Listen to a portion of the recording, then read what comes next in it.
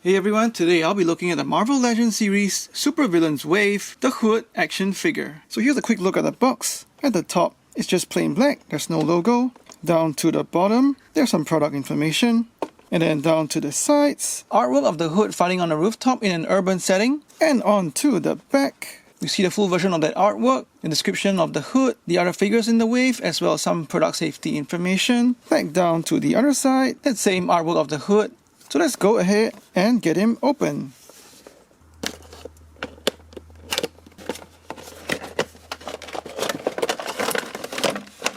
And out of the packaging, we see the figure in the plastic tray. He's got two special magic effects over here, as well as two pistols, and the Zemnu Build-A-Figure leg. The Zemnu Build-A-Figure left leg is cast in a white plastic and sculpted with a furry texture all over it. Most of the sculpt is reused from the Wendigo Build-A-Figure, with the new part just being his feet. And there's a bit of a blue wash down the front. Next, he also comes with two magic effects. Each effect piece is made from two colors of plastic, one that's casted in flames and cast in a transparent yellow plastic, and also given a little bit of orange paint just to show the fading of the colors in the flames. The other piece is the sort of pink magic arrow, and these two colored plastics are joined over here in the middle, and it's the same with the other longer effect as well, with the joint over here. The two handguns are exactly the same sculpt. They're cast in the black plastic, no paint on them, but they have cool details such as the pistol grip, the trigger mechanism, as well as sculpting for the details down the barrel. The magic effect can be stuck onto the pistols, just to show how the Hood channels his magic effects through the pistols. You will notice that on each effect piece, the hole is slightly larger at the top than compared with the bottom, and so the larger part of the hole fits onto the top of the gun, like so. But also because the effect piece is made from a softer bit of plastic, the longer effect piece kind of droops after putting it onto the gun. And the guns fit nicely into the Hood's trigger hands. The only thing is that the longer effect piece over here is drooping and is slightly distracting to my eye. On to the sculpt of the figure. He's mostly part reused from the Spider-Man Retro Wave Peter Parker, but I don't mind that at all, simply because the colors and the parts that they used on him are very evocative of his comic book look. The new parts on him are his hood and his cape, his head sculpt, as well as his trigger hands. His shoes are just recolored from the chameleon/hammerhead body. There are two things that stand out to me about this figure. One would be his hood and his cape, from which he draws his magic powers, and two, that would be his head sculpt.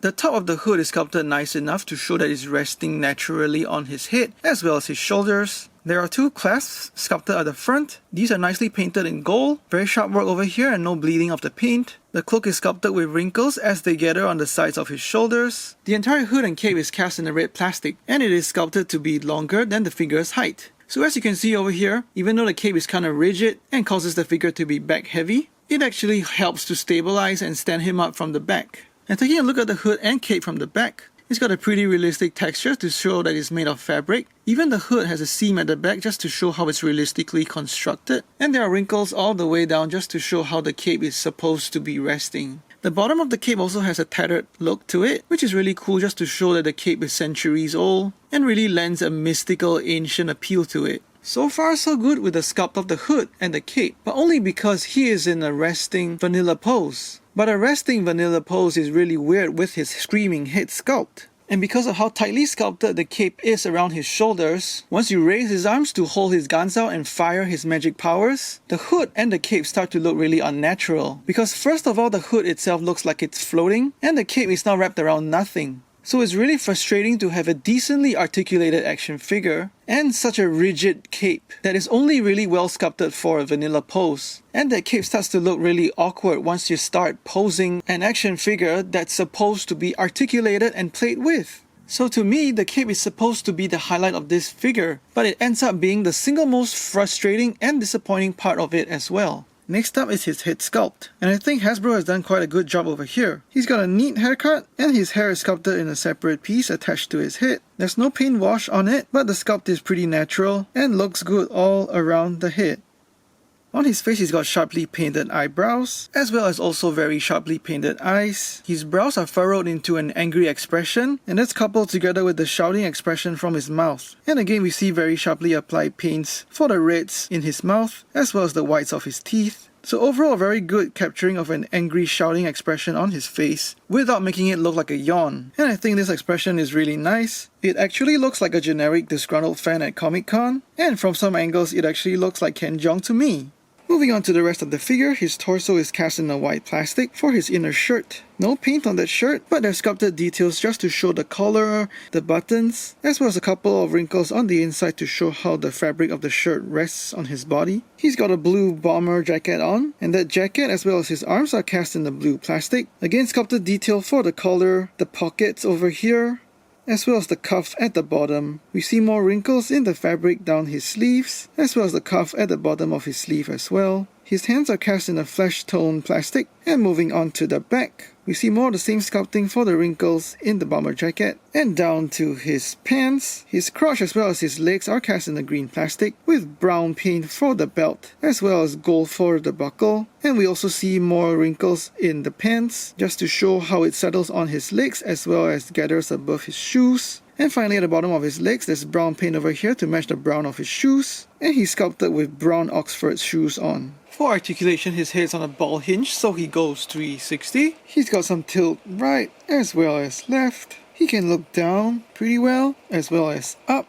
Not too bad. Swivel hinge at the shoulders for 360, as well as going out more than 90 degrees. Upper bicep swivel for 360. Double hinge elbows, so pretty good range there.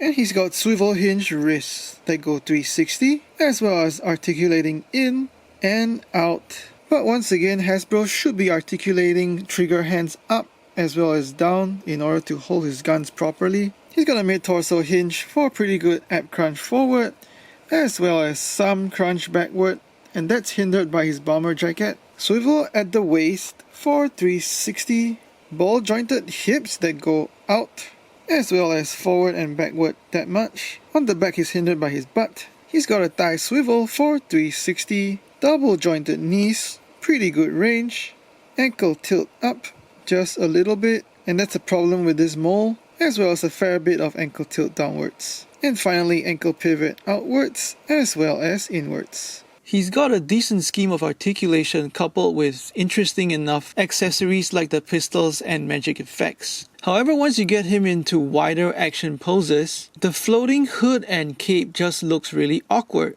And what was supposed to be the trademark feature of this character has instead become the most frustrating point of contention. And in this regard, he would definitely and sorely benefit from a cloth cape, preferably with posable wires for action poses. Size-wise, he stands at 6.5 inches to the top of his hood, or about 16.5 centimeters. For some size comparisons, here he is with Grey Gargoyle and Tombstone, with Wrecker and Kingpin, Daredevil and Spider-Man, Punisher and Iron Man, some Star Wars Black Series, as well as some G.I. Joe Classified Series. I was quite looking forward to the release of the Hood, who has been involved with many superheroes and villains in the Marvel Universe. At first glance, the cape, accessories, and head sculpt look like they could add real punch to a mostly reused Marvel Legends body. Unfortunately, the cape ends up being too rigid and looks too awkward in every pose. So much that the trademark of this character has become the biggest sore point. I also think that he would have benefited from a neutral head sculpt and some alternate magic casting hands. I'll be searching for a third-party posable soft goods cape, and if you pick this up, expect to do the same. Please like and share this video, let me know what you think in the comments below, and subscribe to my channel for more toy reviews.